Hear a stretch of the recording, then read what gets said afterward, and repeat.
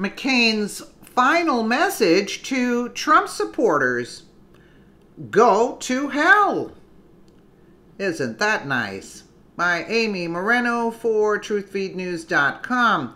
John McCain is spending his final days exactly how you'd expect: obstructing, refusing to apologize, and lashing out at President Trump's supporters.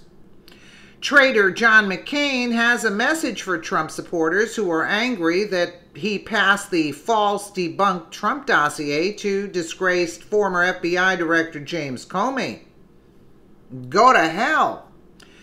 Back at you, John. We're not exactly grief-stricken that you won't be with us much longer. From Breitbart, New York, in his newly released book, Senator John McCain admits he knew the anti-Trump dossier that he infamously passed to the FBI contained unproven accusations, mostly raw, unverified intelligence, and allegations about which the senator had no idea if any were true. Yeah, right. He didn't read it. I remember that. Yet McCain maintains he had an obligation to pass the wild charges against Donald Trump to FBI Director James Comey, and he would even do it again. Anyone who doesn't like it can go to hell, McCain exclaimed. In the book, The Restless Wave, McCain provides an inside account of how he says he came across the dossier.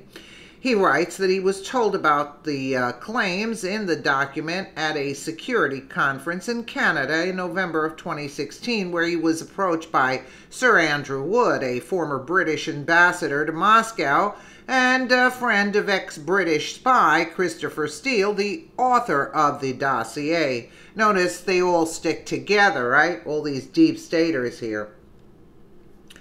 McCain wrote that Wood told him Steele had been commissioned to investigate connections between the Trump campaign and Russian agents, as well as potentially compromising information about the president-elect that Putin allegedly possessed.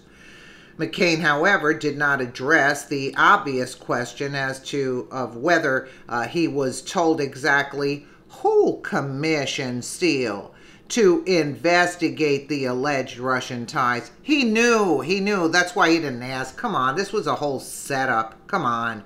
It just shows, it reeks of crap.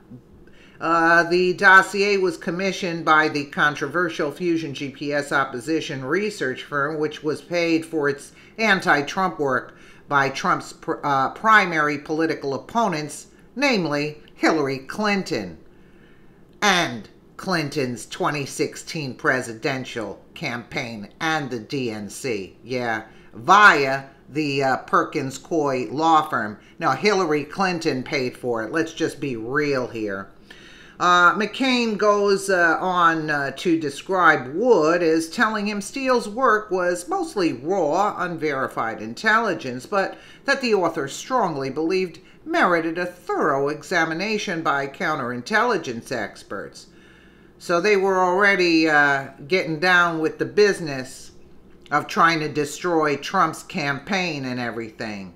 The politician says the dossier claims described to him were too strange a scenario to believe, something out of a Le Carre novel, not the kind of thing anyone has ever actually had to worry about with a new president, no matter what other concerns. Still, McCain says he reasoned that even a remote risk that the President of the United States might be vulnerable to Russian extortion had to be investigated. Yeah, McCain concedes, though Wood told him he had not actually read the dossier himself, and writes that he wasn't sure if he ever met Wood before and couldn't recall previously having a conversation with Wood.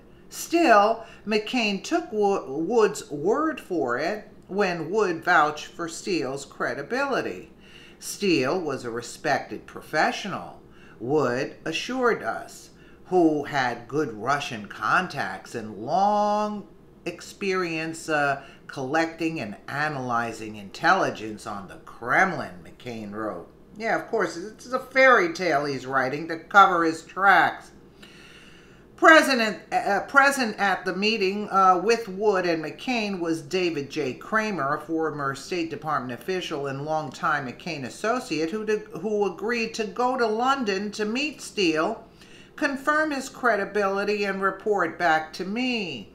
McCain doesn't detail Kramer's visit to London beyond simply writing when David returned and shared his impression that the former spy was, as Sir Andrew had vouched, a respected professional and not to outward appearances given to hyperbole or hysteria. I agreed to receive a copy of what is now referred to as the dossier. McCain leaves out exactly where Kramer obtained his dossier copy, of course. The Washington Post reported in February that Kramer received the dossier directly from Fusion GPS after McCain expressed interest in it. Those details mark the clearest indication that McCabe may have known that the dossier originated with Fusion GPS, meaning that he may have knowingly passed on political material to the FBI? Of course he did. Also, in a New York Times op-ed in January, GPS co-founder Glenn Simpson and Peter Fritsch wrote that they helped McCain share their anti-Trump dossier with the Obama-era intelligence community via an unnamed emissary. Without mentioning Fusion GPS, McCain goes on to briefly describe turning over the dossier to Comey. I guess this is part of his book. The allegations were disturbing, but I had no idea which, if any, were true. I could not independently verify any of it, and so I did what any American who cares about our nation's security should have done. I put the dossier in my office safe, called the office of the director of the FBI, Jim Comey, and asked for a meeting. I went to see him at his earliest convenience, handed him the dossier, explained how it had come into my possession.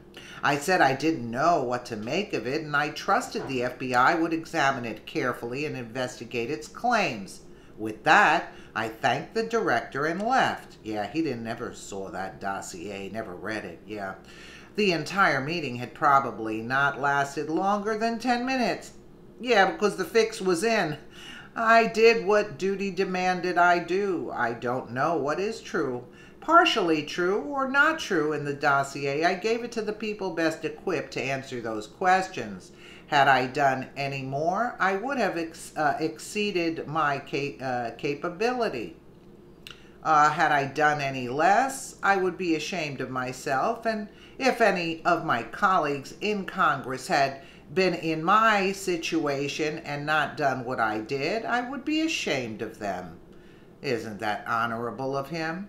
McCain implies he was essentially targeted as an appropriate venue to deliver the dossier to the FBI due to his hawkish views on Putin and Russia. Why had I been given the dossier? That's the first accusatory question in every budding conspiracy theory. Yeah, another about my minor role in the controversy. Yeah, it shows how minor it was, McCain. The answer is too obvious for the paranoid to credit.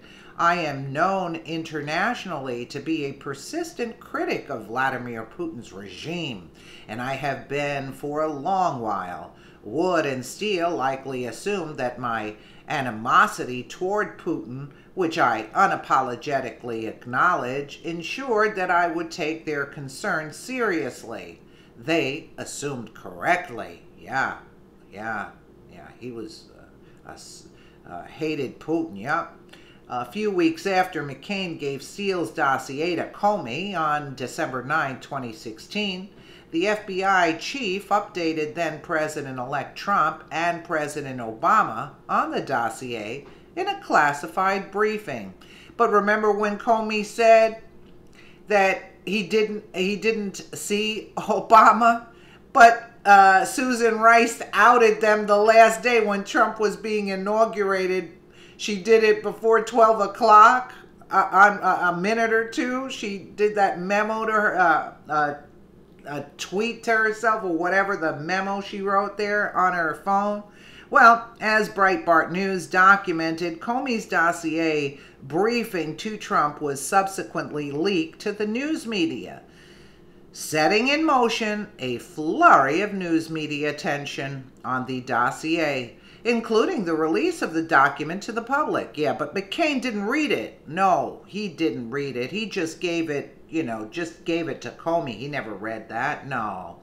The briefing also may have provided the veneer of respectability to a document that had been circulating for months within the news media, but widely considered too unverified to publicize.